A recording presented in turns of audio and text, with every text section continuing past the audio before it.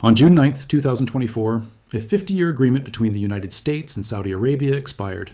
Not renewed, not extended, allowed to quietly die. Within 90 days, the kingdom joined a Chinese-led banking system, started accepting yuan for oil, and announced plans to sell sovereign debt in non-dollar currencies. The petrodollar, the invisible architecture that has made the American dollar the world's dominant currency for half a century, is collapsing, and your purchasing power is collapsing with it. In 1914, the British pound was the undisputed king of global finance. 60% of all international trade was invoiced in sterling. Britain was the world's largest creditor nation, with investments spanning every continent. The Bank of England's gold reserves anchored monetary stability from Tokyo to Buenos Aires. Within 30 years, the dominance was gone.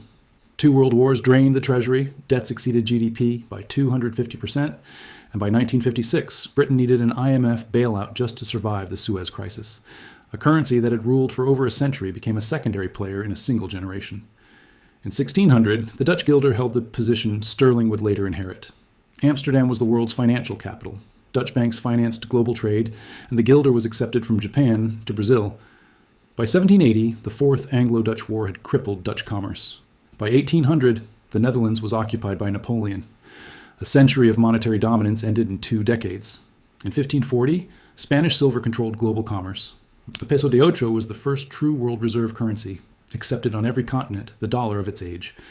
Within 150 years, inflation from treasure floods, debt from endless wars, and imperial overreach collapsed Spanish dominance completely. By 1700, Spain was borrowing from its former rivals to survive. 3 empires, 3 currencies, 3 collapses, all following the exact same sequence: dominance, debt, dependence on a single advantage, and then the advantage disappears. And here's what should terrify you. The United States dollar has already entered the final stages of this pattern. We're not approaching monetary decline. We're watching it accelerate in real time.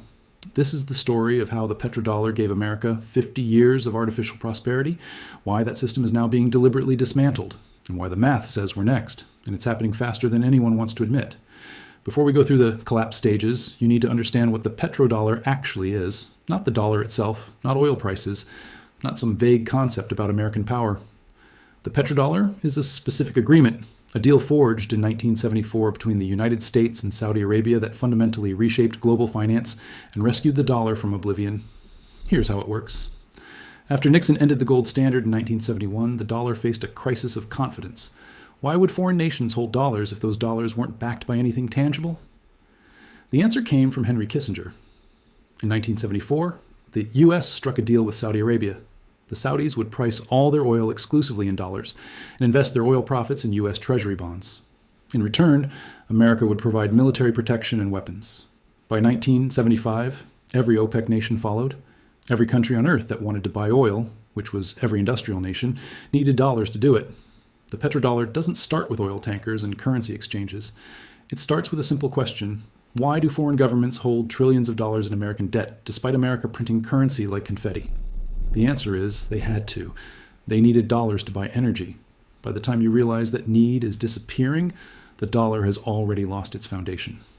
Let's trace how the British pound lost its reserve status, because the parallels are almost too precise to be coincidence. In 1914, sterling wasn't merely strong, it was foundational. 60% of global trade cleared through London banks. British foreign investments exceeded $20 billion, approximately $600 billion in today's money. Every major economy pegged its currency to the pound, which was itself pegged to gold at a fixed rate of £4.25 per ounce. The Bank of England's word was literally as good as gold. Stage 1 began invisibly. World War I didn't just kill soldiers, it killed sterling's supremacy. Britain spent £9 billion on the war, roughly $800 billion in modern terms. To finance it, they sold foreign assets, borrowed heavily from American banks, and quietly suspended gold convertibility. By 1918, Britain had transformed from the world's largest creditor to a debtor nation. But here's the key. The pound was still the reserve currency. Reserve status doesn't disappear when underlying strength disappears. It lingers, living on reputation while the foundation crumbles underneath. Sound familiar? Stage 2 was desperate maintenance. In 1925, Winston Churchill, then Chancellor of the Exchequer, made a fateful decision. He returned Britain to the gold standard at the pre-war rate of $4.86 per pound. The problem: Britain's economy could no longer support that rate. The result was a decade of deflation, depression, and mass unemployment. British factory workers starved so the pound could pretend it was still 1914. The government sacrificed the real economy to maintain the illusion of currency strength. By 1931, the pretense collapsed. Britain abandoned gold again, and the pound fell 30% in weeks. Citizens watched their purchasing power evaporate in real time. Stage 3 was the passing of the crown. World War II finished what World War I started. By 1945, Britain owed the United States $31 billion in war debts, approximately $500 billion today. The pound was no longer the reserve currency by merit. It was the reserve currency by inertia alone. The Bretton Woods Agreement of 1944 made the dollar the new foundation, pegged to gold, while other currencies pegged to the dollar. Sterling became a secondary player, and then came Suez. This is the key moment. In 1956, Britain and France invaded Egypt to control the Suez Canal. The United States opposed the operation, and in one devastating move, the Treasury threatened to sell its massive holdings of British pounds, crashing the currency and triggering financial collapse. Britain withdrew within weeks. A century of imperial monetary dominance ended not with a war, but with a phone call from Washington. Let that sink in. The world's former reserve currency was brought to heel by the threat of a bond sell-off. The lesson of sterling. Military overreach plus mounting debt plus dependence on a single structural advantage creates fatal fragility, and fragility leads to collapse the moment that advantage is challenged by a rising power. Now, let's jump forward to 1971, because the dollar almost died that year and the petrodollar is what saved it. On August 15, 1971, Richard Nixon closed the gold window, ending the Bretton Woods system and breaking the promise that foreign nations could exchange dollars for gold at $35 per ounce. The reason was brutally simple. America couldn't honor the promise anymore. The U.S. had printed too many dollars to finance Vietnam, the Great Society programs, and the Cold War arms race. Foreign nations, led by France's Charles de Gaulle, were exchanging dollars for gold as fast as they could, draining Fort Knox at an alarming rate. The immediate aftermath was chaos. The dollar fell 30% against major currencies within 2 years. Inflation exploded to 12% by 1974. Foreign governments began diversifying away from dollar holdings. The American century looked like it was ending after barely 2.5 decades. Here's what nobody teaches you in school. The Petrodollar agreement wasn't primarily about oil. It was about rescuing the dollar from oblivion. Secretary of State Henry Kissinger understood something fundamental. If every nation on Earth needed dollars to buy the most essential commodity on the planet, those nations would have to hold dollars whether they wanted to or not. Voluntary demand could disappear. Forced demand could not. The 1974 deal with Saudi Arabia was a monetary masterstroke disguised as an oil agreement. The Saudis got American weapons, military protection, and security guarantees. America got something more valuable than gold, coerced global demand for its currency. When OPEC adopted dollar-only pricing, Japan, Germany, France, and every other oil-importing nation had to maintain massive dollar reserves. They had no alternative, and those dollar reserves flowed back into U.S. Treasury bonds, financing American deficits at artificially low interest rates. For 50 years, this system allowed America to print money without immediate consequences. Foreign nations absorbed the inflation by being forced to hold dollars. American consumers got cheap imports priced in an artificially strong currency. The government ran deficits that would have collapsed any other nation's currency, all because of a single handshake deal made in Riyadh. The lesson of the petrodollar's birth. When the gold backing disappeared, a replacement backing was immediately created. The dollar survived 1971, not because of American economic strength, but because of a political agreement that manufactured artificial global demand. Remove that agreement, the dollar loses its invisible support system. But the most dramatic example happened in 1991. The Soviet ruble was the currency of a superpower. It bought goods for 290 million people across 15 republics. It was the official currency of the world's largest nation by landmass, backed by nuclear weapons and one of the world's most powerful militaries. In 1991, the political structure supporting the ruble collapsed. Not the economy first, the political structure. By December 1991, the Soviet Union had dissolved. By 1992, hyperinflation reached 2,520%. Life savings that could buy a car in January couldn't buy bread by December. Entire generations of accumulated wealth were incinerated. The ruble didn't collapse because of invasion or natural disaster. It collapsed because the system enforcing its value disappeared. The pattern is identical across centuries and continents. A currency's value is determined by the structure supporting it. Remove the structure, and the currency's value adjusts to match reality violently. 3 currencies, 3 empires, 3 collapses. Different eras, different ideologies, different specific circumstances, but the exact same 3-stage sequence. First, The real strength erodes, while the currency maintains its status through inertia and global habit. Second, the supporting structure is challenged or removed. Third, the currency's value adjusts violently downward to match the underlying reality. Once you see this pattern, you understand why what's happening to the dollar right now should terrify you. Stage 1. Erosion of real strength. Check. In 1960, the United States produced 40% of global manufacturing output. Today, that number is 16% and falling. In 1985, America was the world's largest creditor nation, with the world owing us money. Today, we're the world's largest debtor nation, with a national debt exceeding $34.5 trillion. In 1971, when Nixon closed the gold window, federal debt stood at $398 billion. That's an 8,500% increase in 53 years. The debt to GDP ratio has exploded from 35% in 1974 to 123% today. The federal government now spends more than $1 trillion per year just servicing interest on existing debt. That's more than the entire defense budget. The average American worker hasn't seen real wage growth since 1973, the exact year the petrodollar system began transferring American manufacturing overseas. The strength is gone. Only the status remains.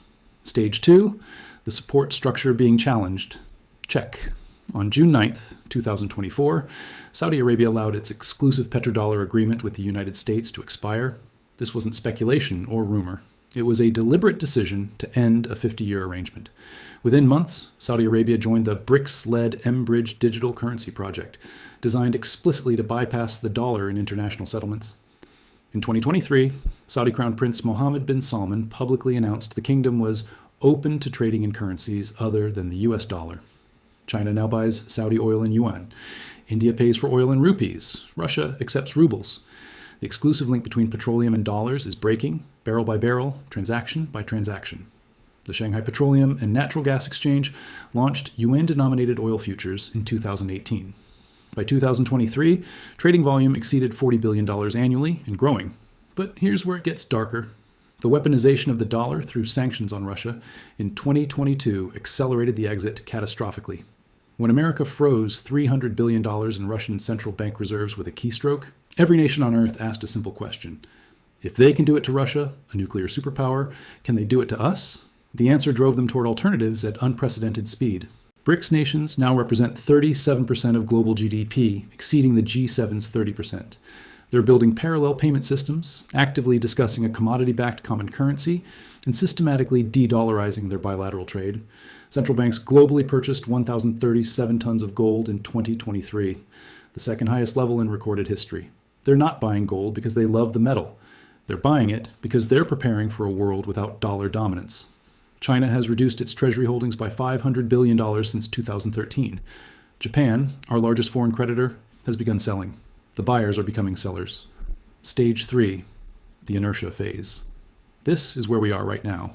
The dollar still represents 59% of global central bank reserves, down from 72% in 2001.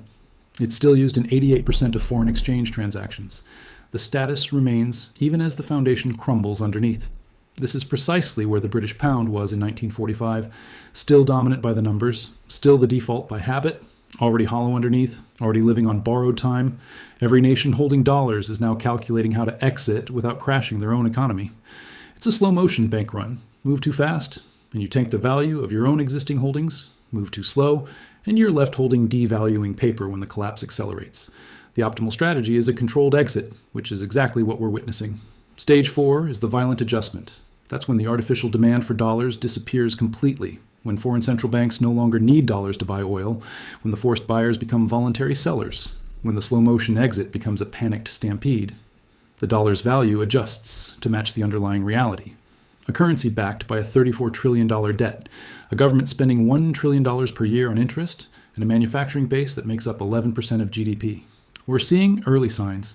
The dollar index has dropped 10% from its 2022 peak, despite the Federal Reserve raising interest rates to 20-year highs.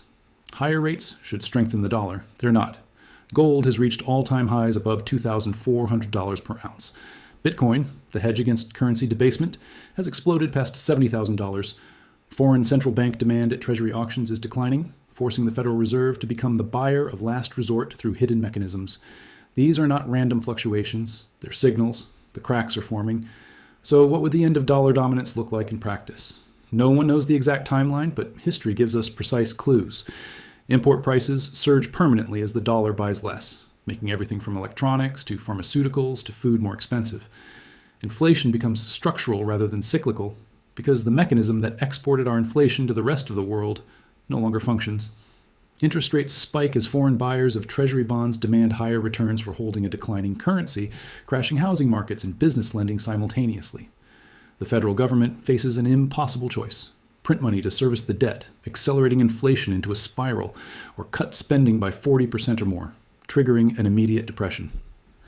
American living standards decline as the purchasing power premium of holding the world's reserve currency vanishes.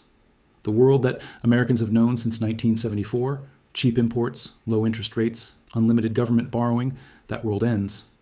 Conventional wisdom says it can't happen here. We're too big, too powerful, too essential.